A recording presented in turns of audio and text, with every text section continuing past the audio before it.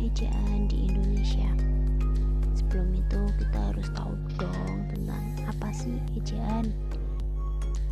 Jadi, ejaan adalah kaidah tentang cara penulisan bahasa dengan menggunakan huruf, kata, kalimat, dan tanda baca sebagai sarananya.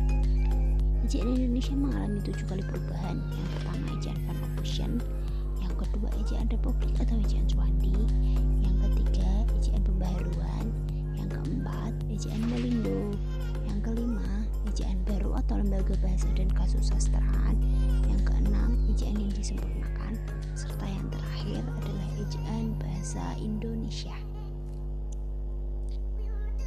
Ejaan Van Ophusen diresmikan pada tahun 1901 dalam kitab Logat Melayu. Kitab ini ditulis oleh C. Van Ophusen yang kerjanya dibantu oleh Engku Nawawi, Sultan Makmur, serta Muhammad Thaib Ibrahim.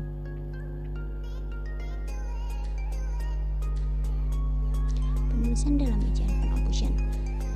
Pertama, kata koi, kau, se, ke, dan ditulis serangkai dengan kata yang mengikutinya.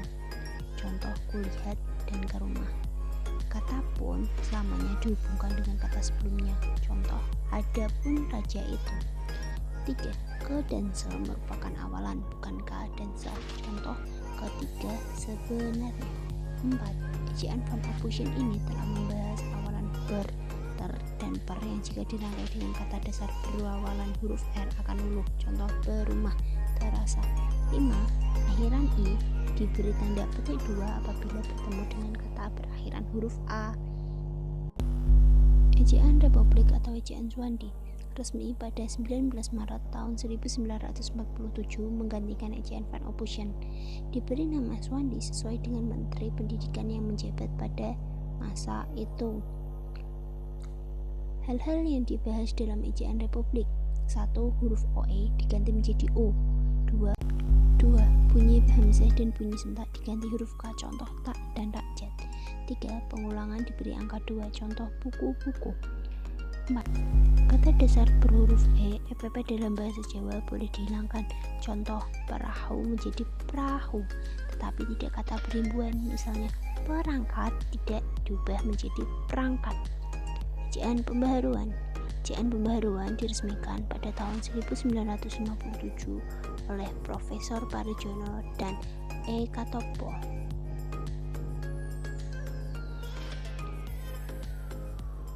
Hal yang dibahas adalah 1. Diftong atau gabungan vokal ditulis berdasarkan pelafalannya sehingga berubah penulisannya menjadi AY, OY, dan AW. Huruf-huruf yang muncul pada ejaan ini adalah gabungan konsonan. TC diubah menjadi C, TC diubah menjadi TS, NG diubah menjadi N. Perangkat fenom H adalah fenom H bila diletakkan di depan dapat dihilangkan. Contoh hutan menjadi utan. 4.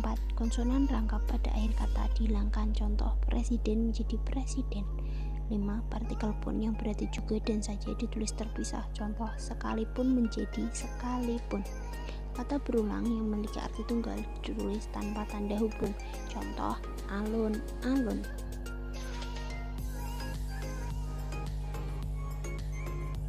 Selanjutnya, ejaan Melindo.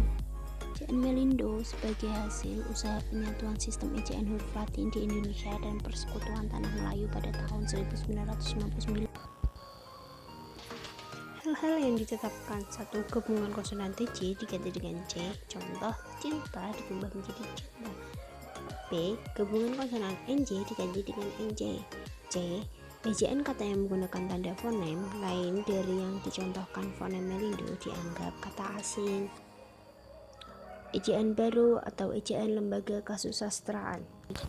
LBK atau Pusat Bahasa yang dikenal saat ini mengembangkan ejaan Melindo yang tidak ada kepastian. Pada ejaan ini sudah banyak ejaan yang disempurnakan, hampir tidak ada perbedaan antara ejaan baru dengan ejaan EYD, kecuali pada kajian kaidah-kaidahnya yang dikeluarkan pada tahun 1967. Ejaan ini muncul karena ketidaksetujuan akan konsep ejaan Melindo. Beberapa hal yang dibahas dalam seminar sastra tahun 1968 membentuk konsep ejaan bahasa dan kasusastraan, yaitu 1. Diftong gabungan vokal tetap. 2. Di dan ke dibedakan antara preposisi dan imbuhan. 3. Kata ulang ditulis lengkap menggunakan tanda hubung. 4. Mengenal istilah asing. Ejaan yang disempurnakan mulai digunakan pada tanggal 23 Mei 1972. Pada tanggal 16 Agustus 1972 menetapkan ejaan baru, yaitu ejaan Lembaga Bahasa dan Kasusastraan yang telah diperbaiki dan disempurnakan, yang kemudian dikenal dengan ejaan Bahasa Indonesia yang disempurnakan. Peresmian ejaan ini disertai dengan munculnya atau rilisnya buku saku berwarna merah putih tahun 1972 dengan judul Ejaan Bahasa Indonesia yang disempurnakan. Perubahan penting dalam ejaan ini adalah 1. Abjad dibaca ABC yang sebelumnya dibaca A baca. 2. Kata menjemuk ditulis terpisah. 3. Akronim yang memiliki lebih dari 2 huruf awalan tidak memakai titik. 4. Penulisan TJ berubah menjadi J. 5. 3 huruf asing yang diresmikan pemakaiannya, yakni Z, F, dan V. 6. Bunyi antara W dihilangkan, diubah menjadi OA, misal kualitas. 7. Jika di tengah kata ada 2 konsonan, maka konsonan pertama termasuk NG, maka pemenggalannya seperti April menjadi April. 8. Huruf Q dan X yang biasa digunakan dalam ilmu eksakta tetap dipakai. 9. Penulisan nama diri, sungai, gunung, jalan harus sesuai dengan ejaan yang disempurnakan. Ejaan Bahasa Indonesia atau EBI. EBI adalah tata bahasa dalam bahasa Indonesia yang mengatur penggunaan bahasa Indonesia dalam tulisan, mulai dari pemakaian huruf, penulisan kata, penulisan unsur, serapan, serta penggunaan tanda baca. Berlaku sejak tahun 2015 sesuai dengan Peraturan Menteri Pendidikan dan Kebudayaan Nomor 50 Tahun 2015 tentang Pedoman Umum Ejaan Bahasa Indonesia, yakni ejaan Bahasa Indonesia menggantikan ejaan yang disempurnakan. Dalam ejaan Bahasa Indonesia terdiri atas 26 huruf abjad, di mana 21-nya huruf konsonan dan 5 huruf vokal. Di dalam Bahasa Indonesia terdapat kombinasi 2 huruf vokal atau sering disebut diftong yang menghasilkan 2 bunyi rangkap. Contoh AO, AO, dan AE. Saya Faiza Tinisa, nomor induk mahasiswa 2307020005, mahasiswa YAIN Salatiga, program studi Radris Matematika Fakultas Tarbiyah dan Ilmu Keguruan. Mohon pamit. Terima kasih pada teman-teman yang telah menonton serta mengapresiasi video ini. Sekian dari saya. Semoga bermanfaat. Wassalamualaikum warahmatullahi wabarakatuh.